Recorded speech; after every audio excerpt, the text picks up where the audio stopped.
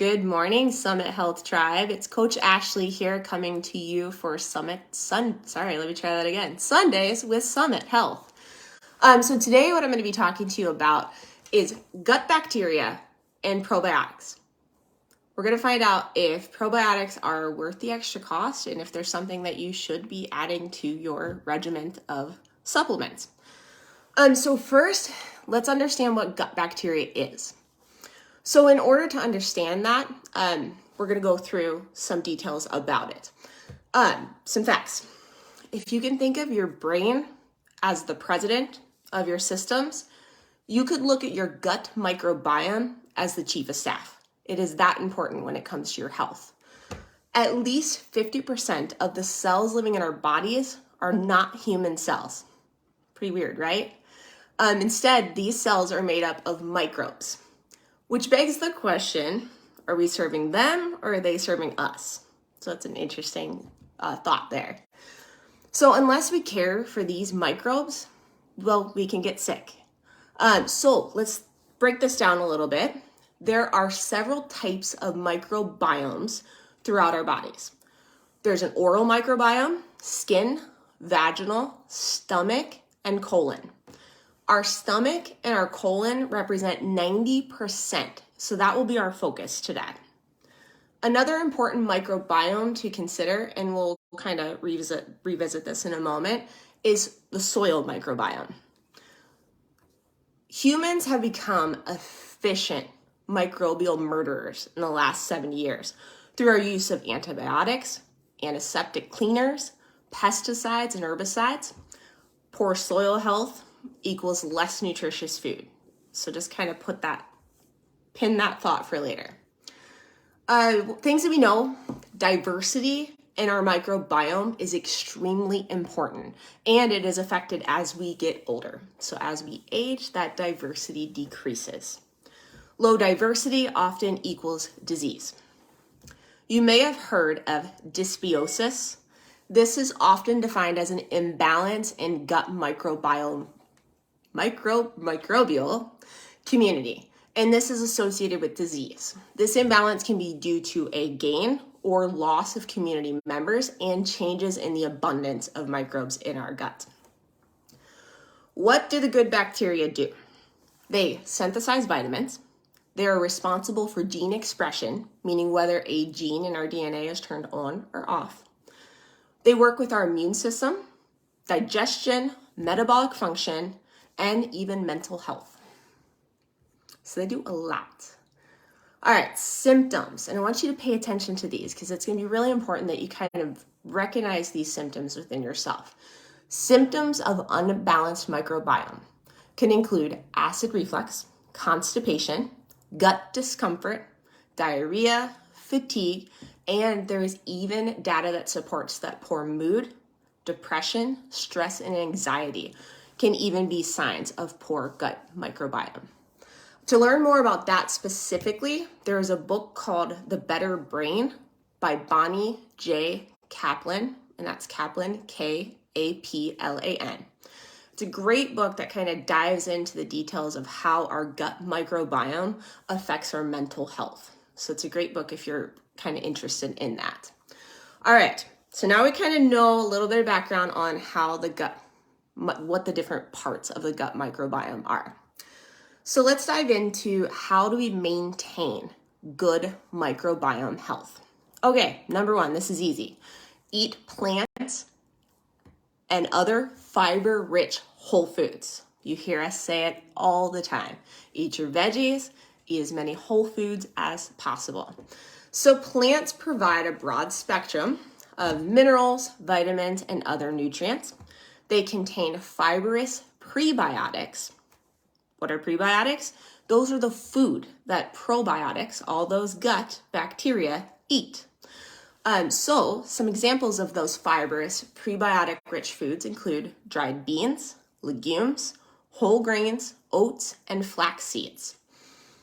Add probiotic-rich foods to your diet. This is another way to keep that gut microbiome healthy. You've seen Amy post this before. She associated it with less bloating. Adding these foods is helpful for that. Some probiotic-rich foods include yogurt, Kefir, sauerkraut, look for unpasteurized, kimchi, kombucha, pickles with no vinegar. Vinegar does in fact kill the bacteria, so if you want to look for types of vinegar and sauerkraut that do not contain vinegar. And cheese that has on the package that it has live and active cultures would be the best kind. Drink water. Dehydration is one of the most common reasons for constipation. The majority of beneficial gut bacteria, we just talked about that, is in our large intestines. So if your stools in your large intestines are there for an extended period of time because you're constipated, this does not create a welcome environment for good, healthy gut bacteria to grow. So eat less sugar. This is another thing to help improve. Eating less sugar. Studies have shown that too much sugar in a person's diet can negatively affect their gut microbiome, leading to imbalances. Funny thing with this is that those imbalances actually cause you to crave more sugar. So if you have a lot of sugar cravings, that could probably also be a signal that your gut microbiome is not quite right. Sugar is fine in small doses, especially if you are making those healthy choices the majority of the time. Moderate alcohol consumption.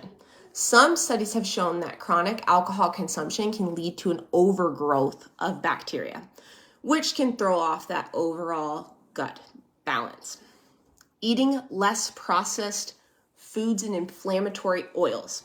This will be like your fried foods. Very similar to alcohol, eating a lot of highly inflammatory and fried foods can result in an overgrowth of destructive bacteria that, again, disrupts that balance of your gut microbiome. All right, so let's dive into the big question here. Does taking a probiotic help, and is it worth that extra cost? Unfortunately, the science on this is not clear. There's a lot of things that we don't really know yet when it comes to gut health. We don't know what the best balance is, what bacteria is best to be introduced, and how to keep that the best balance. They don't know that. They don't know which bacteria works best for which people. What they do know, again, we're going to go back to this again, is diversity. We want a diverse amount of bacteria in our gut. I think a lot of those studies are skewed on the fact that when we take probiotics, we don't really know how much is in there. We don't know how many of the live cultures are being killed in the process of storage. So it's just a very difficult thing to complete accurate studies on. What we do know, what we just kind of went over, the things that we can do, is that consuming food with probiotics in it, eating nutrient-dense foods, and supplementing with probiotics when needed can be very effective to maintain that diversity. So, when could probiotic supplementation be useful? After the use of antibiotics. If you've been put on an antibiotic and you have killed out a lot of bad bacteria, a lot of that good bacteria is killed along with it. So if you've been put on an antibiotic, taking some probiotics afterward, or even during the course of, you can talk to your doctor about that, would be a really good way to keep that gut microbiome happy. After an illness, say you've been treated for a different medical condition, it might be good to have those probiotics after that. Or if you're looking to improve some sort of specific condition. If you choose to take probiotics, look for a product that has been tested for whatever it is that you're looking to treat. For example, if you have irritable bowel syndrome, you would want to look for a probiotic that has been proven to be effective with people that have irritable bowel syndrome. It may take some time to find a probiotic that works for you and helps alleviate whatever symptoms you're looking to treat. If you notice no benefit after taking a product for a few weeks, switch to a different one and try a different round of bacteria. As I have read also, the best way to take a probiotic, if you are taking one, is 15 minutes prior to your first meal of the day. From my understanding is that really kind of allows that bacteria to begin its process in the gut. So 15 minutes prior to your first meal. Other tips for buying probiotics. If you're choosing to go ahead and invest in them, here's some tips on what to look for and how to best buy your product. Number one, pay attention to how the product is stored. If you read on that label that this probiotic needs to be kept refrigerated, they do not all need to be kept refrigerated, but certain types do. If you read that it needs to be kept refrigerated and you're finding it just sitting on the store shelf unrefrigerated, you can make a pretty good guess that the potency of that product has declined. Look for the number of CFUs on the bottle. What is this? This is the colony forming units. This is how manufacturers quantify the number of live bacteria that is in one serving of that probiotic. CFUs are also the same as live cultures, so you may see it put that way on the bottle as well. Another thing about this is that you will also want to make sure that that CFU is guaranteed through the expiration date. Some experts recommend avoiding any bottle that says CFUs at the time of manufacture, because that means that they are not guaranteed. The number of CFUs a person needs ultimately depends on their purpose for taking the probiotics. While most studies show that 10 to 20 million CFUs are adequate for probiotic benefits, larger CFU units might be suitable for individuals requiring significant support or seeking relief of a type of condition. Another thing to look for, third-party testing. And we've mentioned this before in the use of any type of vitamin or fish oil. It's always good to look for companies that are third-party tested. One reason with the probiotics is that in the United States, probiotics are sold as dietary supplements, which means that companies do not have to test their products or prove that they work or that they are safe. A little bit scary there. So look for companies that are third-party tested. You can usually find this on a company's website. One that I use is Garden of Life. They third-party test all of their products. There are many other companies out there that do a lot of third-party testing. All right, safety with probiotics. After we just spoke about that, what you can understand is that most probiotics are safe for use. But if you have a weakened immune system, serious medical condition, or you've recently had a surgery, probiotics may not be safe for you. So you could discuss that with your doctor if you're in one of those situations. So here we go. Let's wrap things up. Bottom line, eat whole, less processed foods. Again, like I said, we say this all the time because whole, less processed foods are so much more nutritious and healthy for your body and your gut bacteria.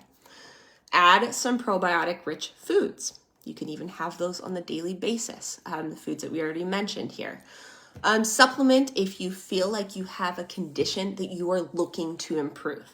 If you are relatively healthy, you're not having any digestive upset, you're not experiencing any of those symptoms that I mentioned, then probiotics may not be worth it for you, especially if you are supplementing with some probiotic-rich foods.